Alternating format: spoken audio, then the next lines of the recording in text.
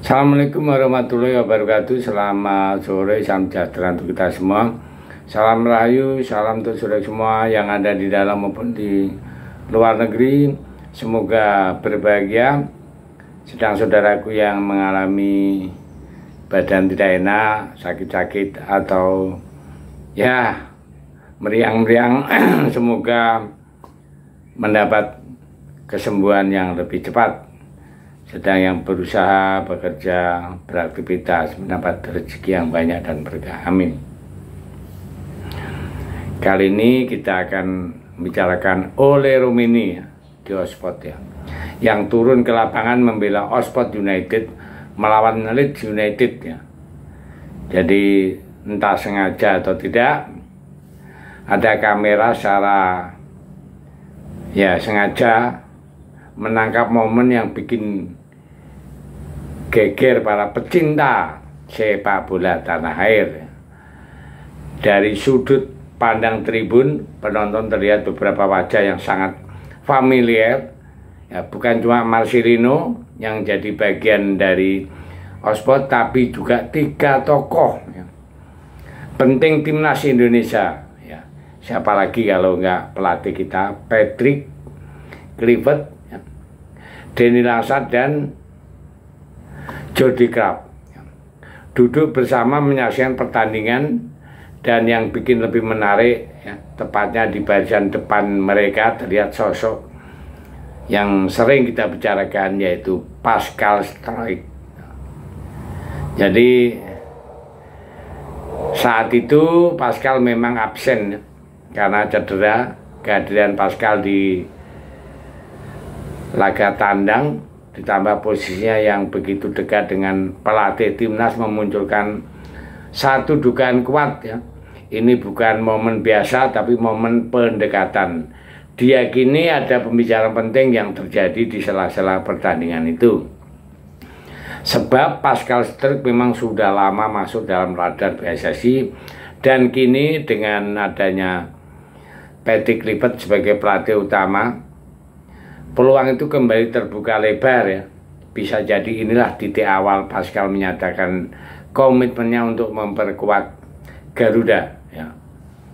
Bicara soal pemain keturunan termahal yang masih oke ya membela timnas ya. Jadi nama Pascal Struijk itu berdiri di puncak daftar nilai pasarnya saat ini mencapai jutaan ya, jutaan euro, dengan sekitar kalau dimiliarkan sekitar 300 miliaran lah, angka yang membuat lebih mahal dibandingkan nama-nama lain seperti JJS atau Ole Romeni. Tentu bukan tanpa alasan ya, nilai Pascal bisa semahal itu. Ia adalah bek tangguh dengan kaki dominan kiri, memiliki postur tinggi 1,9 meter dan berpengalaman tampil di Premier League bersama Leeds United ya. Musim ini meski sempat mengalami cedera, Struijk tetap tampil luar biasa dan menjadi salah satu pemain kunci yang membawa Leeds bersaing di papan atas Championship ya. Kalau semua berjalan mulus, musim depan dia bisa kembali tampil di kasta tertinggi Premier League ya. Pascal juga pernah dipercaya mengenakan ban kapten ya, bukti bahwa ia juga sosok pemimpin, dan dalam formasi 3 back yang diusung oleh Patrick, sosok bek kiri yang membutuhkan ketenangan fisik dan visi permainan adalah sektor yang bisa langsung menjadikan Pascal itu idolanya. Jika gabung timnas dengan kualitas pengalaman yang sangat berharga, tak main-main yang Pascal bisa jadi pondasi baru untuk lini belakang Garuda. Jadi Pascal Struijk itu memang jadi sorotan utama, tapi dia bukan satu-satunya bintang tim Indonesia yang tengah dibidiknya untuk memperkuat tim Garuda saat ini. Ada sejumlah nama lain yang tak kalah menggiurkan secara kualitas ya, pengalaman dan potensi jangka panjang.